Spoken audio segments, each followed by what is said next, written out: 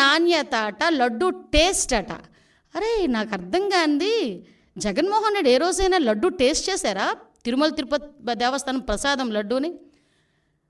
ఆశీర్వాదానికి అక్షతలు వేస్తేనే 10 సార్లు దూకున్నాడు, అక్షంతలన్నీ అయిపోయినంత వరకు. ప్రతి టీవీ వాళ్ళు కూడా చూపించారు. అది ఎక్కడ? మండపంలోనే. ఎక్కడ ఆశీర్వాదం ఇచ్చిన ఆ మండపంలోనే. ఇంకా సాల్వ్ అయ్యక ముందే అక్షంతలు వేసిన దానికి, ఆ పంతులు అక్షంతలు వేసిన దానికి మనమైతే ఆ అక్షంతలు ఎప్పుడు ఉంటాయా? ఉంటే బాగున్ను, రోజంతా ఉంటే బాగున్ను, ఆశీర్వచనం అనుకొని మనం చక్కగా బయటకు వస్తాం. అక్కడే 10 సార్లు దువ్వాడు ఆ క్రాఫ్ని.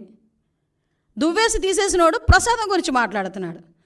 తప్పిసారి ఎవరైనా ప్రసాదం ఇస్తే టిష్యూ పేపర్లో చుట్టూ పక్కకు పెట్టే వీళ్ళు లడ్డు నాణ్యత గురించి, టేస్ట్ గురించి ఈయన చెప్పడం, మేం వినడం, అది మా దౌర్భాగ్యం. ఇటువంటి పరిస్థితుల్లోని మాట్లాడి ఈయన లడ్డు టేస్ట్ గురించి, అరే ఈ లడ్డు టేస్ట్ ఎక్కడ మనకి ప్రాబ్లం వచ్చింది అని చెప్పి ఆ రోజే జూన్ నెలలోని 12, 20, 25 తారీఖులు, జూన్ 4న వచ్చిన లారీల్లో 4 సంబంధించి నెయ్యి ట్యాంకర్లని ముందు యూజ్ చేశారు. ఆ ముందు యూజ్ చేసిన నెయ్యి ట్యాంకర్లలోని ఆ నెయ్యి ప్రాబ్లంగా ఉందని ప్రతి భక్తుల దగ్గర నుంచి ఫిర్యాదులు అందిన తర్వాత మిగతా 4 ట్యాంకర్లకి మేము టెస్టులు చేపిస్తే ఆ టెస్టులు ఎన్డీడీబీ రిపోర్టుల ప్రకారం అందులోని కల్తీ జరిగింది, జంతువుల కొవ్వు కలిసింది అని చాలా క్లియర్గా దానిలో మెన్షన్ చేస్తే, దాని గురించి అని చెప్పి మాట్లాడరా అంటే దాని గురించి మాట్లాడకుండా ఎన్డీడీబీ రిపోర్ట్లో డిస్క్లైమర్ గురించి మాట్లాడతారు. అక్కడే అతగాడి తెలివితేటలు బుర్రలోంచి మోకాల్లోకి వచ్చేసాయని సంగతి అర్థమవుతుంది. అరే డిస్క్లైమర్ అన్నది ప్రతి దానికి కామన్. అది నువ్వు తలనొప్పి డోలో ట్యాబ్లెట్ వేసుకున్నా కూడా డిస్క్లైమర్ ఉంటుంది, తెలుసా నీకు? ఒక ఏంటది, మనం ఎల్ఐసికి సంబంధించి ఏదైనా మనం ప్రీమియం ఏదైనా పెట్టుకున్నాం అనుకోండి, దాంట్లో కూడా కింద డిస్క్లైమర్ ఉంటుంది. నువ్వు ఎక్కడికి వెళ్ళి ఏ వస్తువు కొన్నా కూడా డిస్క్లైమర్ ఉంటుంది. ఆ డిస్క్లైమర్లో నాడేదో రాశాడని చెప్పేసి దాని గురించి మాట్లాడుతున్నాం. వీళ్ళు జరిగిన తప్పుని కప్పిపుచ్చుకునే ప్రయత్నం చేస్తున్నారు తప్పించి, జరిగిపోయిన తప్పుని జరిగిందని ఒప్పుకోవడం కానీ, దానికి క్షమాపణలు కోరడం కానీ జరగట్లే, అది కనిపించట్లే. ఆవిడ అనకూడదు కానీ స్పీకర్ పొజిషన్లో ఏం మాట్లాడతాడండి? ఆవట పామాయిలు ఈ సంబంధించిన ఆయిల్ ఫుడ్ ఎక్కువ తినేసిందంట, అందుకని ఆ వచ్చిన పాల్లోనే అందులోకి వచ్చిన నెయ్యిలోని కూడా కొవ్వు కలిసిందట. ద గ్రేట్ జనరల్ సెక్రటరీ, అతను పెద్ద లాయరు, అతగాడు మాట్లాడతాడు పంది కొవ్వు రేట్ల గురించి మాట్లాడతాడు. అంటే వీళ్ళ తాలూకా స్థాయి, వీళ్ళ తాలూకా ఆలోచన పరిజ్ఞానం ఎలా ఉందో ఆలోచించండి. అంత కాస్ట్లీ పంది కొవ్వట ఈ నెయ్యిలో కలిపేస్తారా అని అడిగాడు. అంటే అతగాడి తాలూకా తెలివితేటలు ఇలాంటి వాడిని పెట్టుకుని చేశారు. దీవన్నిటికీ కూడా సిట్ ఏర్పాటు చేస్తే, సిట్ కూడా సొంత మనుషులతో చేయించారు సిట్ అన్నాడు. లేకపోతే సాక్షి ఉద్యోగస్తులతో ఏమంటారా? సాక్షి ఉద్యోగస్తులతో వేసేది సిట్ కాదయా, ప్రభుత్వ ఉద్యోగస్తులతో వేసేది సిట్టు. ఈ అధికారులందరూ కూడా నీవు పనిచేసినప్పుడు, నువ్వు ముఖ్యమంత్రి ఉన్నప్పుడు కూడా పనిచేసిన వాళ్ళే.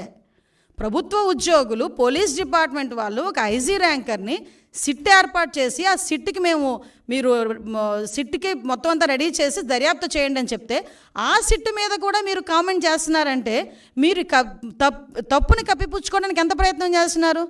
మరి విజిలెన్స్ ఎంక్వైరీ వద్దు అని చెప్పి ఎందుకు కోర్టులకు వెళ్ళే పరిస్థితి వచ్చింది? అసలు యాక్చువల్గా ఈ తిరుమల తిరుపతి దేవస్థానం తాలూకా లడ్డు గురించి కూడా మాట్లాడకూడదు అని వీళ్ళు ఎక్కడో కూడా ఒక ఇది కూడా పెట్టారు, కేసు కూడా వేశారు. సుప్రీంకోర్టులో గ్యాగ్ ఆర్డర్ కోసం పిటిషన్ వేశారు వీళ్ళు. అసలు ఎక్కడ కూడా లడ్డు వ్యవహారం గురించి మాట్లాడకుండా ఉండాలి అని చెప్పి. అంటే వీళ్ళు చేసిన పొరపాటు తెలిసిపోతుంది అని చెప్పి ఎంత దారుణంగా మాట్లాడుతున్నారో మనకు అర్థమవుతుంది. అరే మీకు డిక్లరేషన్ ఇస్తాము, డిక్లరేషన్ తీసుకొని మీరు వెళ్ళాలి, అందులో తప్పే ఉంది.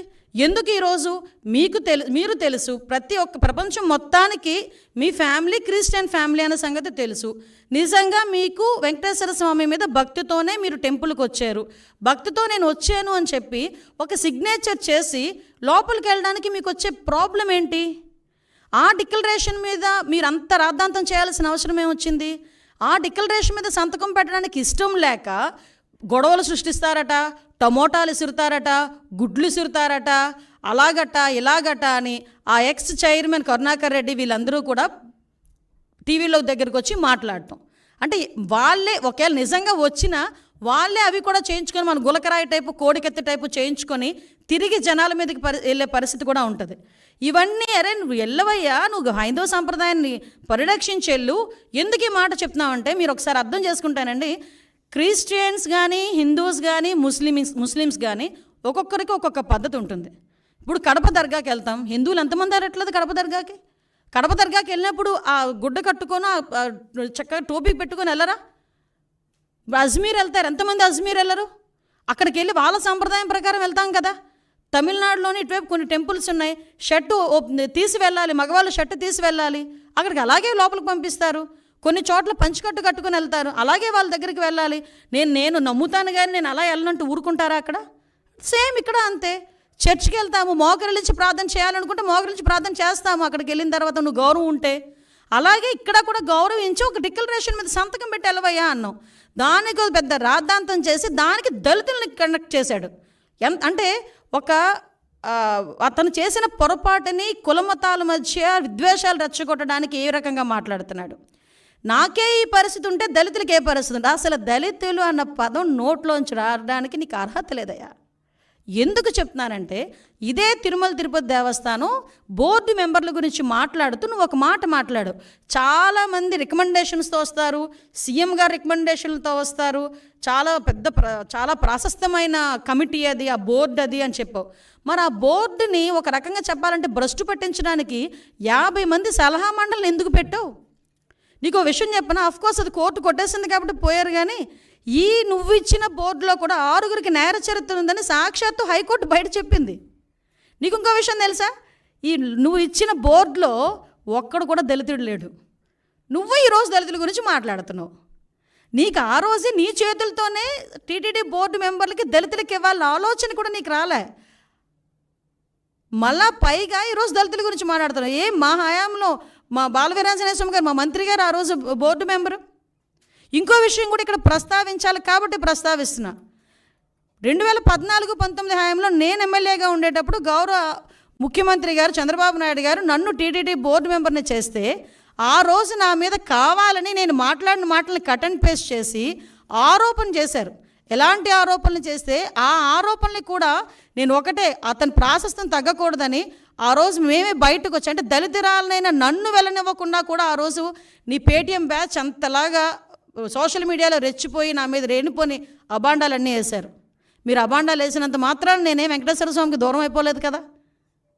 ఆ రోజు దళితురాలను నన్ను కూడా వెళ్ళనివ్వలేదు, దళితులకి ఎవరికి పోటీ పెట్టనివ్వలేదు, కనీసం వాళ్ళకి ఇవ్వలేదు, దళితులకి ఎవరికి నువ్వు బోర్డు మెంబర్ ఇవ్వలేదు. ఈరోజు నువ్వు మాట్లాడుతున్నావు. నేను ధైర్యంగా చెప్తున్నాను, నేను హిందువుని. నువ్వు చెప్పగలవా? బయటకు వచ్చేపు డిక్లరేషన్ మీద సంతకం పెట్టవయ్యా అంటే పారిపోయి ఇంట్లో కూర్చున్నావు. ఈరోజు నువ్వు మాట్లాడుతున్నావు దీని గురించి. ఇలాంటి విషయాలన్నీ కూడా ఒక్కసారి మనం కూడా, నేను ఒకటే చెప్తున్నా, ఈరోజు దళితుల గురించి అంటే దళితులు అంటే ఏంటంత చిన్న చూపు? దళితులు ఎవరు గుళ్ళకి వెళ్ళట్లేదా? ఈరోజు నీకు విషయం తెలుసా, తిరుమల తిరుపతి దేవస్థానం మీద డిప్యూటీ ఈఓ పొజిషన్లో ఉన్న వాళ్ళు చాలామంది వెళ్తున్నారు. ఒకసారి చెక్ చేసుకో. నీ హయాంలో ఉండలేకపోవచ్చేమో, మా హయాంలో ఉంటారు. ఎందుకంటే మాట్లాడితే మానవత్వం అన్న పదం సిగ్గుపడుతుందయ్యా జగన్మోహన్ రెడ్డి, నీ నోట్లోంచి ఆ పదం వస్తే. నువ్వు మానవత్వం గురించి మాట్లాడేటప్పుడు వెనకతలు పిక్చర్ వేసుకో. మీ బాబాయ్ హత్య, గొడ్డలిపోటు గురించి ఒక పిక్చర్ వేసుకో, అప్పుడు మానవత్వం గురించి మాట్లాడదు. కానీ వెనకతలు ఇంకో పిక్చర్ వేసుకో. నీ చెల్లి వీధి ఢిల్లీ గల్లీ తిరిగిన పొజిషన్ గుర్తుపెట్టుకో. మానవత్వం గురించి నువ్వు మాట్లాడేటప్పుడు షర్మిల ఈరోజు రోడ్డుకి ఎందుకు మీకు వ్యతిరేకంగా మాట్లాడుతుందో ఒక్కసారి ఆలోచించు.